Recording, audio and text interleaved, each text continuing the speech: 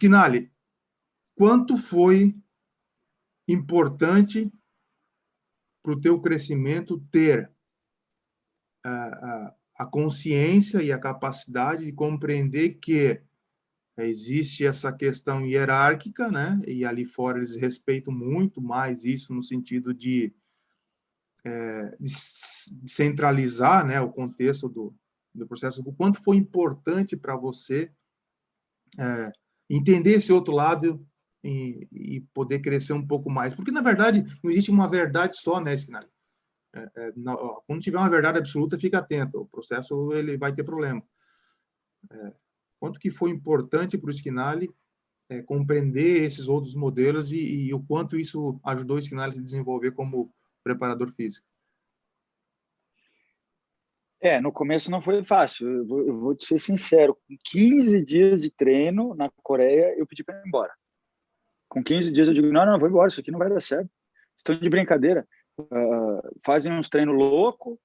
Aí, quem está ouvindo aqui depois do canal, que já trabalhou na Coreia, vai ver que é exatamente isso.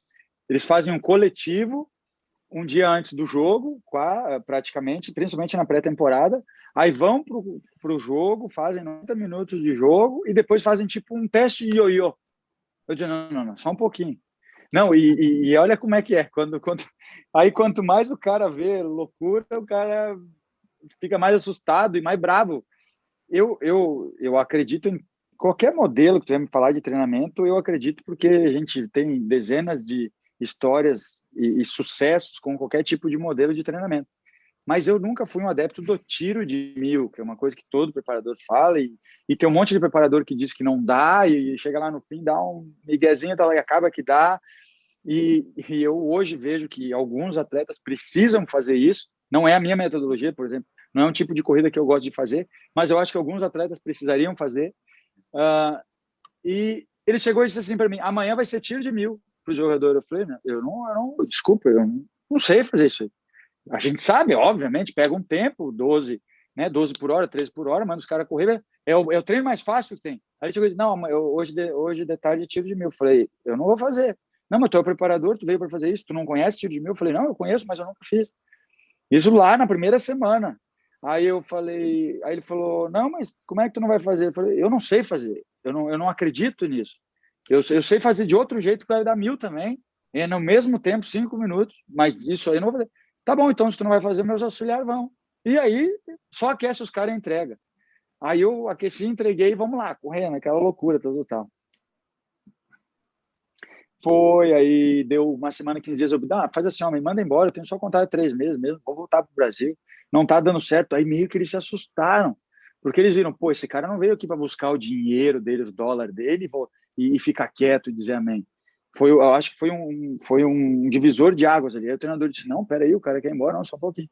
Vamos segurar ele, porque ele não tá preocupado em ganhar ali e falar amém, como tu falou, aquela hierarquia.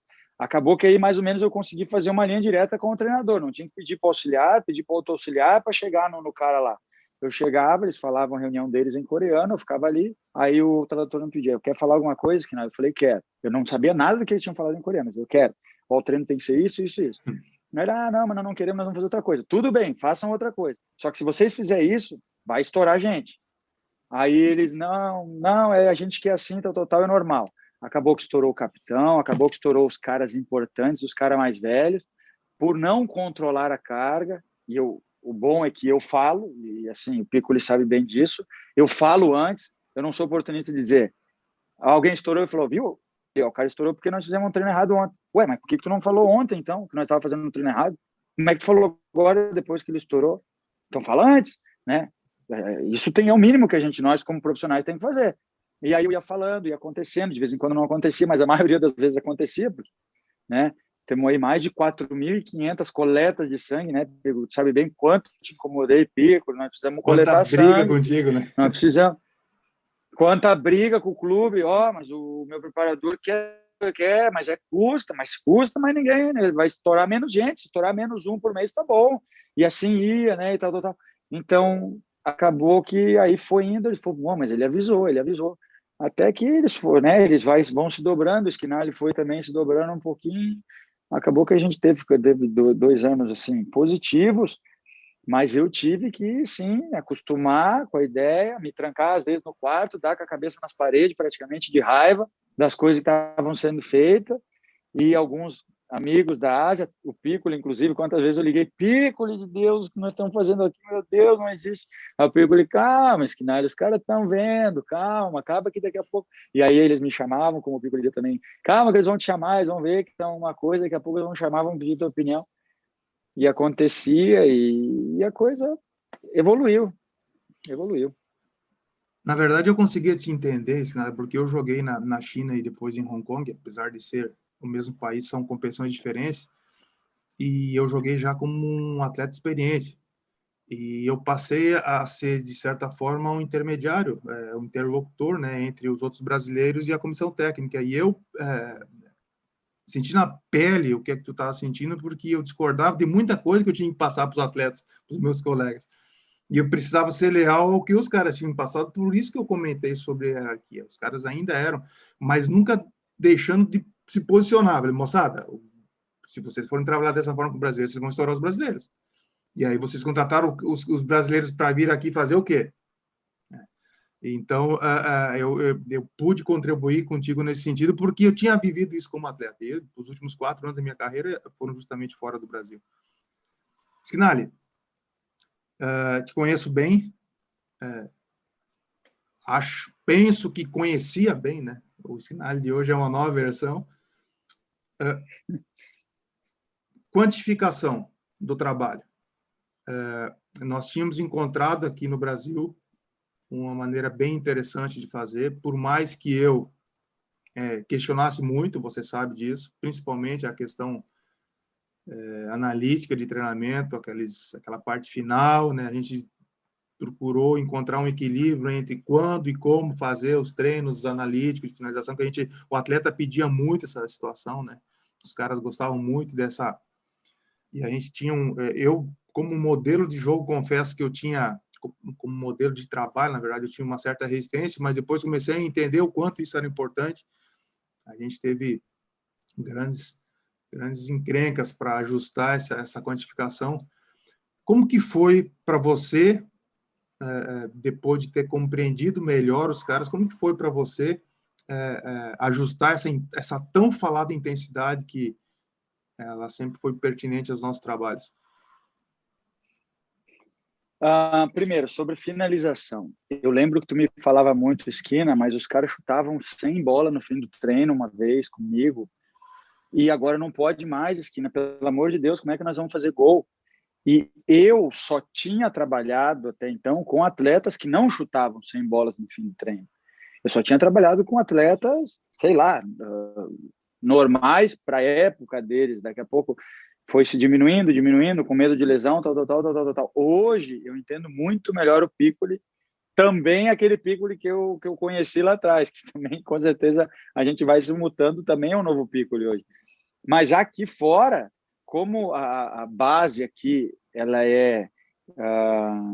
assim, sempre tem a parte free no final dos treinos, desde sub-12, sub-14, e a parte free é chute a gol que os caras fazem, eles ficam chutando a bola meia hora, 40 minutos, tem lá todas as bolas no campo, eles chutam, uns bate escanteio, outros bate falta, outros bate pênalti, e Pico, eu não tenho problema aqui com lesões, cara.